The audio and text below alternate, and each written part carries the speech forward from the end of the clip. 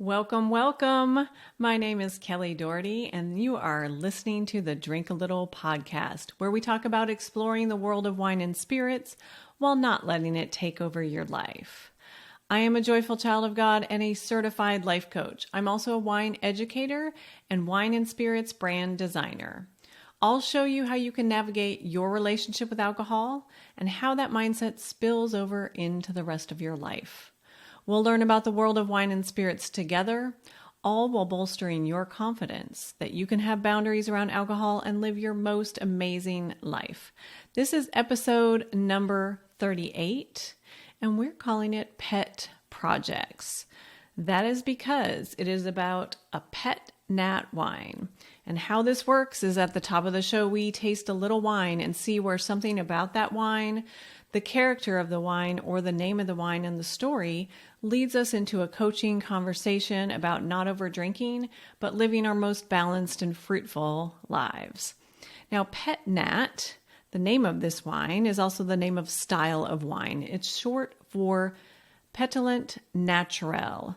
And I'm sure I'm butchering that pronunciation. I apologize. But all that is saying is that pétillant means a little bit of natural bubbles, a natural sparkling.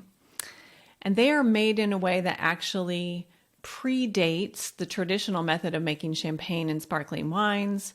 Champagne producers create a secondary fermentation, that is making the bubbles, inside of the bottle.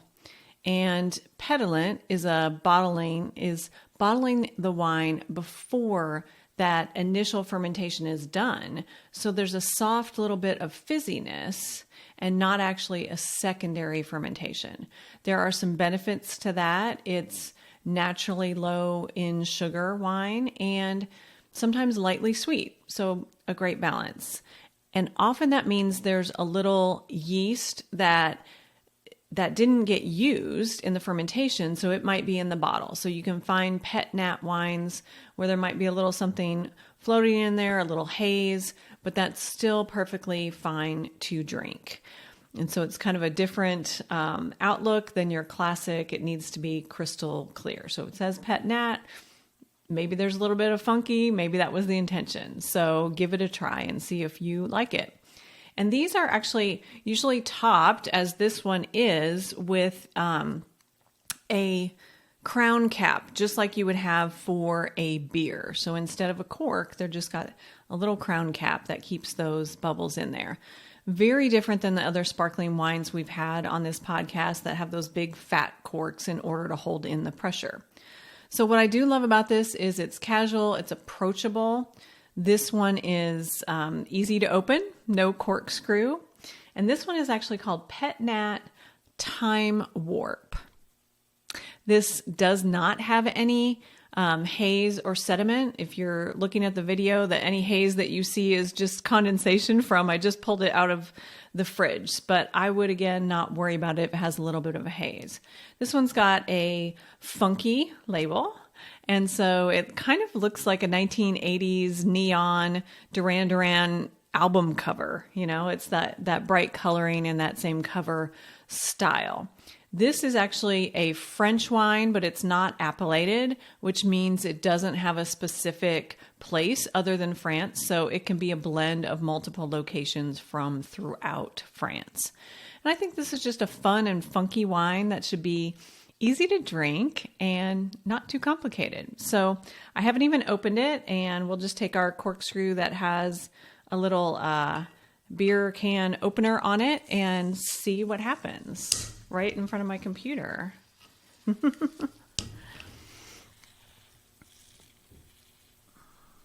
trying to do it delicately. Sorry for the pause there. I'm trying to do it delicately just in case it went towards my keyboard. It did not. It was just a slight fizz at the top, and I'm putting it in a sparkling glass just to kind of look at the beauty of those little bubbles. And I can tell right away, I haven't even put my nose up to it. It's very pronounced rose and peachy aromas. I kind of get a little clementine once I get my nose involved there. I'm going to give it a sip. Super fresh. Once you taste it, it really moves towards a raspberry, a little grapefruit, great acidity. You'll feel that in your upper cheek, going towards your ear. And it's slightly sweet, and that makes sense because it was bottled during the fermentation. So it did not get a chance to ferment to completely dry. So a little bit of sweetness. The other fun thing about this wine is it's not high in alcohol. So for those of us who are trying to drink a little, this is actually 9.5% alcohol. Yay. It's a really nice break from some of the wines that we love here, but those wines are typically ranging from 12 to 14%. So this is a very refreshing amount of alcohol, and it's a refreshing taste for spring. Yeah, I would definitely drink this through summer. It's fun, it's fresh, it's light, and I love the name Time Warp. Which makes sense with my Duran Duran comment back there. And some of us are stuck in the 80s. You know who you are.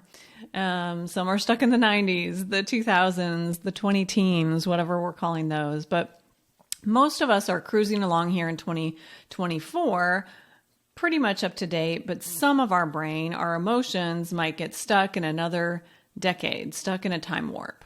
And I'm going to take a quick turn from Duran Duran to Randy Travis. And we're going to talk about his song, 1982. I don't know if you've ever heard this, but it's a beautiful song. And this is a shameless plug for Randy, an amazing, amazing human. And if you are on the Amazon, pick up his book. I am actually in his book called Forever and Ever Amen. So I'm in there as a story and a photographer. So pick that up and listen to his song 1982. It's not the happiest song. In the lyrics, he is asking the operator to connect him with 1982. He wants to go back. He's got apologies because hindsight is 2020. Isn't it though?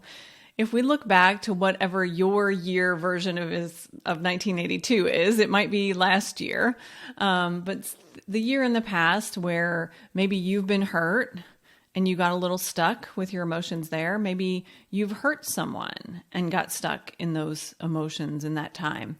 Or we just miss people and sometimes that time gets frozen for us. So notice if most of you is in 2024 and where are you in a time warp that's holding you back? I literally had to look up what a time warp was just out of curiosity. I was guessing when I first started writing this episode, but here is what the Google says. It says it's an imaginary spatial distortion that allows time travel. Sounds fascinating, right?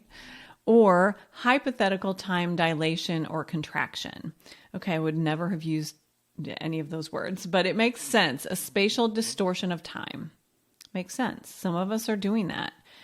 And it's kind of hard nowadays to keep things up. Things are moving a little bit fast. We're all in a little bit of a time warp, but I think it's fine if you're stuck in the past as far as clothing, furniture, or you can't keep up with that, like next app or next thing that's coming up, you know, who really cares? But what about stuck in the past in your mind in ways that don't help you or even hurt you over the long term? And the thing that's helped me the most is knowing that we are truly all responsible for the era that we're living in, for the time we're living in. And once you take full responsibility for every aspect of your life, it's so freeing. And it doesn't mean that you're responsible for those things outside of you. It means we can be fully responsible within ourselves to create forward movement, to create love, to create solutions, to create our future. And once we're in that forward movement, then we have that space to look outside of ourselves. It's when we haven't done that inner work and then we're trying to fix everything and everybody else around us that problems crop up a lot. So because all of our past decisions have created where we are today. And that's a really sobering thought for a lot of people, that we are responsible for where we are. And that sobering thought Some people like to drink that thought away. And I like to pretend I'm on the time warp where I can pick and choose when to focus on. Riding that time warp mostly into the future, literally thinking about it and visualizing it, feeling what that future time would feel like. At the same time, we can't project only perfection and goodness in this future time warp. That's not really realistic. And some of us are trying to think everything's going to be perfect then, but we're projecting all this negativity right now and onto the past. So I say, dream about that future, feel what it's going to feel like, and know that you're not in the wrong place today. Things are still going to be challenging and things will still be sad when we get to that future. So plan for that. Don't plan for the perfection, because things will still be amazing then too. And it's all a balance. So I don't know why our natural inclination is to just think, I'm going to change this and things are going to be amazing. So I want you to just be in reality and I'm going to change this because I'm ready for the next flavor of challenge, the next flavor of amazing, and riding my own time warp. Appreciating today that we have the ability to live in the now and think about the future.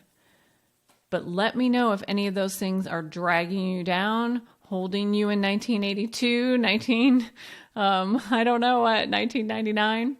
And if you're listening to this right now, I want you to think about right now.